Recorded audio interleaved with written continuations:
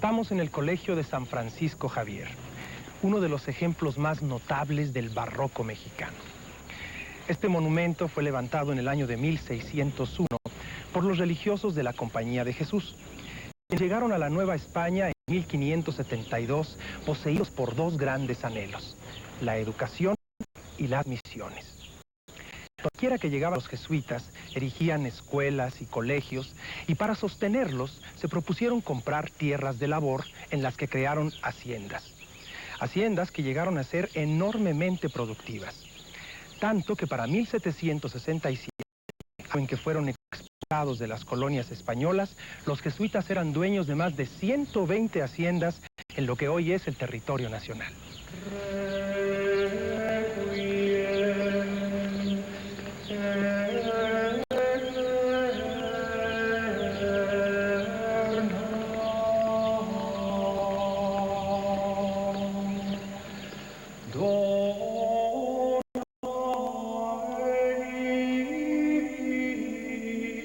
La Orden de la Compañía de Jesús arribó a la Nueva España en septiembre de 1572.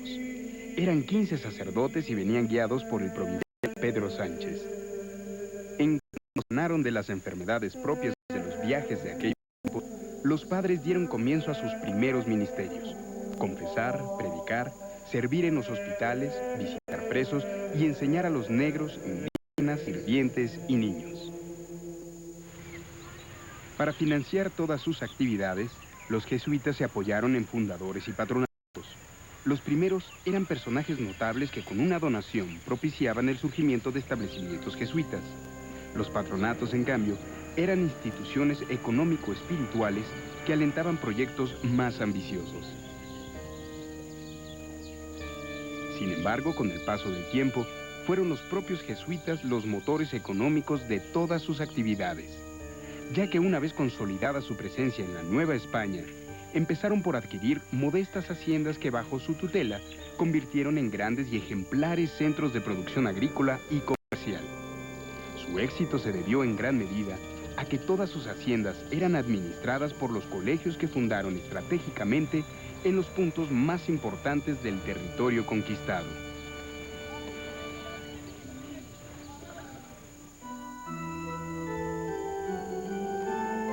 Las primeras haciendas jesuitas se establecieron en las regiones centrales de la Nueva España a finales del siglo XVI y principios del XVII. Comenzaban los religiosos por adquirir tierras de pastoreo de escaso valor, y a partir de ese núcleo, mediante mercedes, donaciones y compras, agrandaban las posesiones. Entre las haciendas que pertenecían a la Compañía de Jesús y que fueron administradas por el Colegio Máximo de San Pedro y San Pablo de la capital de la Nueva España, se hallaban Santa Lucía, ubicada rumbo a las minas de Pachuca; la Compañía, cerca de la población de Chalco; las de Cuautepec y Chicomocelo, al oriente del actual estado de Morelos; y Jalmolonga, cerca de Malinalco, en el estado de México.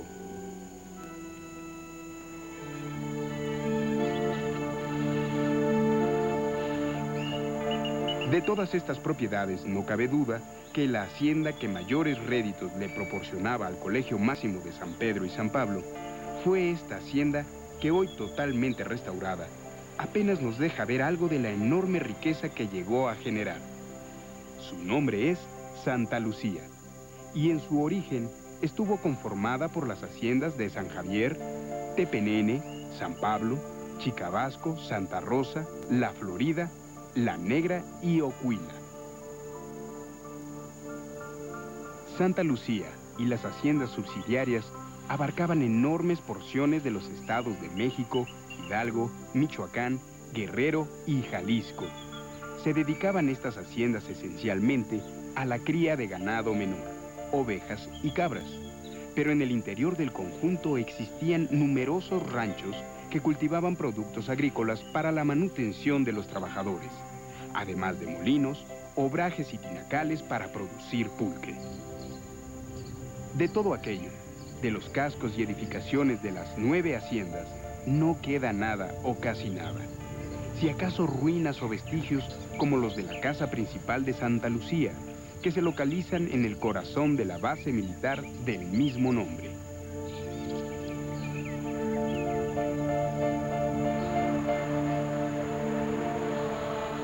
Otra propiedad importante que estuvo bajo la administración del Colegio Máximo de San Pedro y San Pablo fue la hacienda de San José de Chalco. Esta propiedad, que también se conoce como la Hacienda de la Compañía, se localiza en las inmediaciones del volcán Popocatépetl y fue administrada por los jesuitas entre 1713 y 1767. Ellos le incorporaron nuevas tierras y lograron incrementar su valor al doble de lo que les había costado. Dotada con buenos campos de irrigación, producía abundantes cosechas de maíz y trigo. Luego de la expulsión de los religiosos, quedó en manos del gobierno virreinal y más tarde del independiente. Vale la pena mencionar que hacia la primera mitad del siglo XIX la tuvieron en arrendamiento notables personajes como Agustín de Iturbide, Vicente Guerrero y Mariano Riva Palacio. Muy poco queda actualmente de la construcción que en el siglo XVIII levantaron los jesuitas, aunque todavía puede apreciarse en la hacienda de la compañía la austeridad que le imprimía la orden a la Casa Grande, así como el derroche de recursos que invertían en la construcción de bodegas y trojes, donde acumulaban la rica producción agrícola que tanto distinguía a sus propiedades.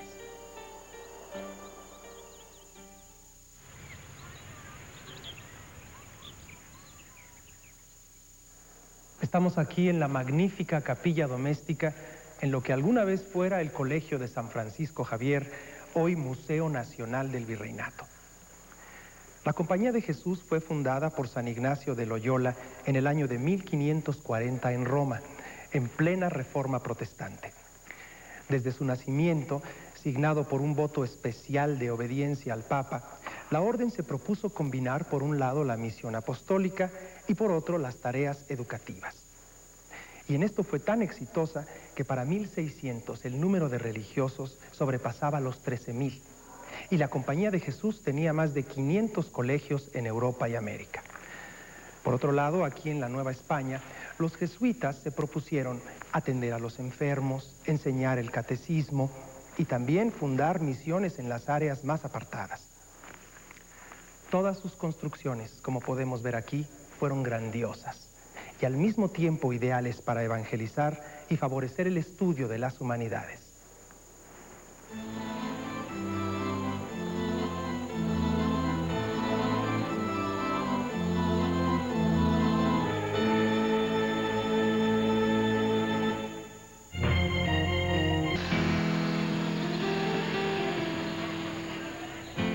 Pocos años después de haber fundado el Colegio Máximo de San Pedro y San Pablo en la capital de la Nueva España, los jesuitas empezaron la construcción en Puebla del Colegio del Espíritu Santo. Esta importante institución, dedicada en su origen únicamente a la educación de los niños indígenas, vivió de la rica producción generada por las extensas haciendas y ranchos que llegaron a tener por toda la entidad.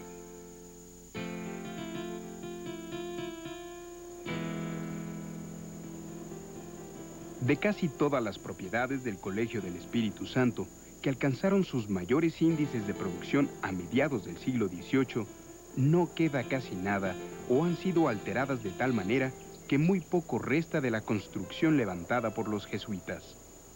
Así ocurre, por ejemplo, con San José Ozumba. Los terrenos de esta hacienda pertenecieron originalmente a Diego López de Arroñez, quien se los vendió a finales del siglo XVI al Colegio del Espíritu Santo. Bajo la administración de los jesuitas, San José Ozumba se dedicó al cultivo de maíz, cebada y haba. Pero al resultar tan difícil su cultivo y posterior traslado del grano a la ciudad de Puebla, los jesuitas optaron por la cría intensiva de cerdos. San José Ozumba nunca llegó a ser una propiedad exitosa bajo la administración de los jesuitas. Sin embargo, lograron acumular las suficientes ganancias como para levantar enormes trojes y la iglesia que aún se conserva hasta nuestros días. Con la expulsión de los jesuitas a finales del siglo XVIII, San José Ozumba quedó en la orfandad. Solo mucho tiempo después fue adquirida por Juan Zenón Bretón, quien, apoyado en la industrialización del país, le dio el estilo afrancesado que actualmente tiene y la convirtió en una de las haciendas más importantes de los llanos poblanos.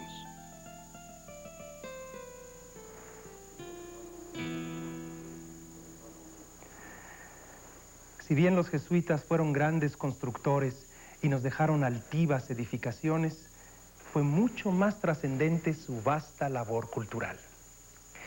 En el norte y en el noreste del país fundaron más de 100 misiones encargadas no solamente de evangelizar a los indígenas, sino también de introducir nuevos cultivos, la cría de ganado mayor y, por supuesto, castellanizar a los pobladores. Además, hay que mencionar que nos dejaron gramáticas y diccionarios en más de 30 lenguas indígenas.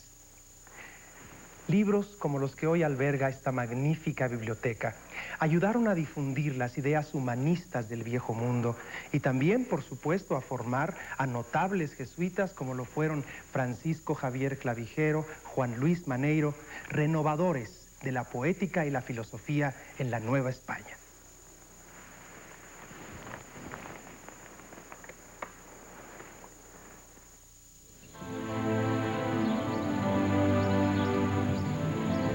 Pero si hubo una institución de la Compañía de Jesús que se distinguió por su abundante y productiva administración hacendaria, esta fue el Colegio de San Francisco Javier, de Tepozotlán. Este lugar, donde hoy se localiza el Museo Nacional del Virreinato, administró, entre otros, las importantísimas haciendas de La Gavia y Jalpa, además de la Concepción, Santa Inés, Casablanca, Bata, Temuaya y Portales.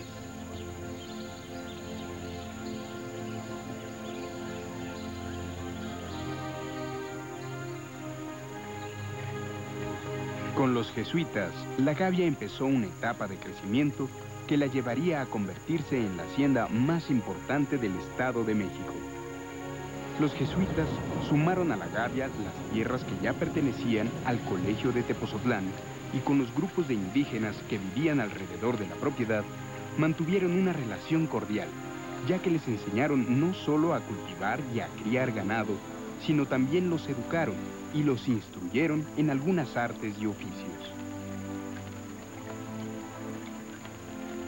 Hasta nuestros días, en La Gavia todavía es posible encontrar algunos rastros del paso de los jesuitas por esta propiedad. Como en todas sus construcciones, ellos se preocuparon por levantar grandes espacios destinados a la conservación de las cosechas, como podemos ver en este silo que aún se conserva hasta nuestros días. También hay puertas de madera labradas con motivos religiosos, una espléndida iglesia y en muchos de sus detalles aún existe la heráldica incrustada de la Compañía de Jesús.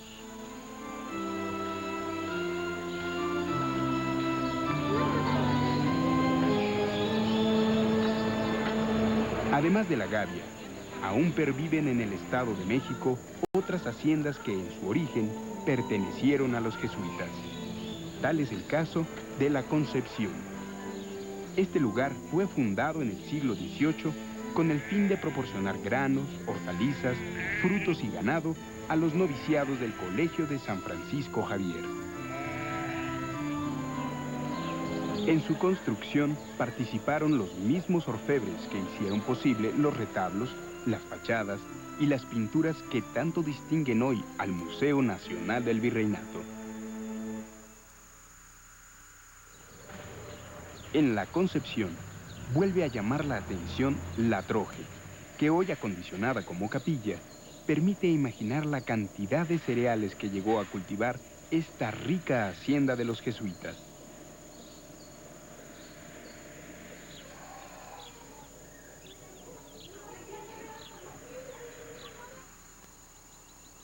También pertenecientes al Colegio de Tepozotlán, sobreviven en nuestros días restos muy deteriorados de las haciendas de Santa Inés, Casablanca y Bata. De estas construcciones llama la atención la historia de la hacienda de Casablanca. A la salida de los jesuitas, este lugar pasó por varias manos, hasta el año de 1933, cuando su dueño, Rafael Ortiz de la Huerta, vendió a sus trabajadores toda la propiedad en razón de 1 peso por día a lo largo de 20 años. De Casablanca no quedan sino paredes que hoy han sido aprovechadas por los descendientes de aquellos campesinos como muros para levantar sus modestas viviendas. Algo más que podemos apreciar en estos vestigios son las marcadas diferencias que mantenían con las construcciones levantadas por hacendados seglares. Las haciendas jesuitas se distinguieron por su aspecto monacal, sobrio, sin mayores adornos. Esto se debía, sin duda, a que la orden no se preocupaba por el lujo o la ostentación, sino por la eficiencia y la productividad.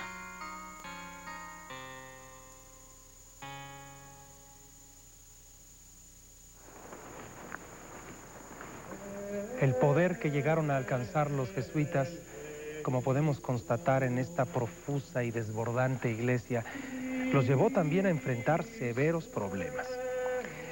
A mediados del siglo XVIII, sus feroces enemigos los acusaron de promover una moral laxa, de emplear para sus fines todos los medios e incluso de instigar crímenes políticos. Estos ataques cobraron tal fuerza que entre 1759 y 1767 los jesuitas fueron expulsados de Portugal, Francia, España y sus colonias. En la Nueva España, este decreto afectó a 678 religiosos.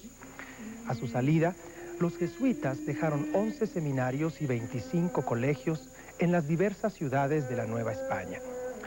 Estos establecimientos, como ya hemos dicho, se sostenían con los recursos de las muchas haciendas que poseían.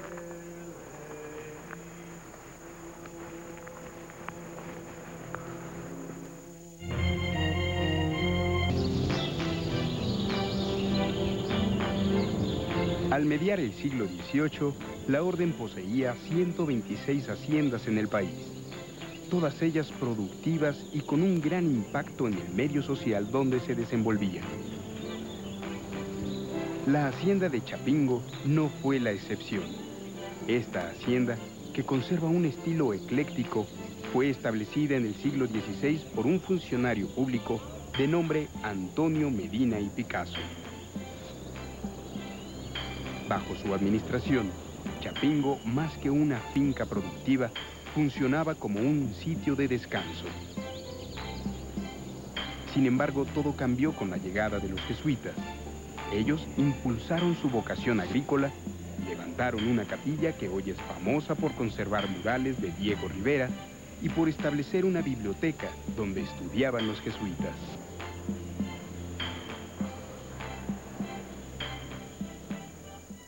Una lámina dibujada hacia 1836 nos permite ver cómo llegó a ser esta hacienda cuando estuvo administrada por los jesuitas. Y si bien es cierto que para entonces ya habían sido expulsados de la Nueva España, la hacienda todavía conservaba las construcciones levantadas por la Compañía de Jesús.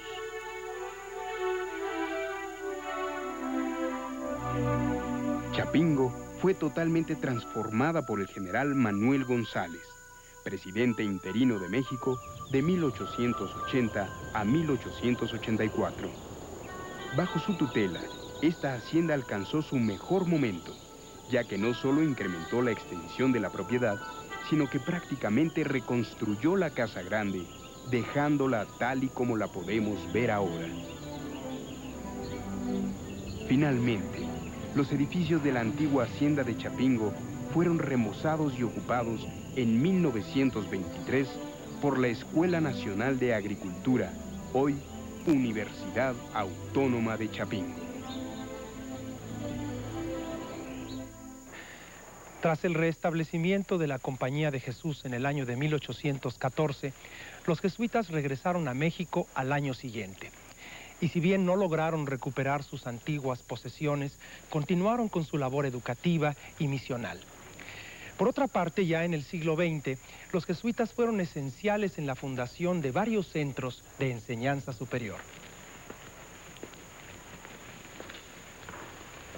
Del poder económico que llegaron a tener las haciendas de los jesuitas en la Nueva España, no queda prácticamente nada.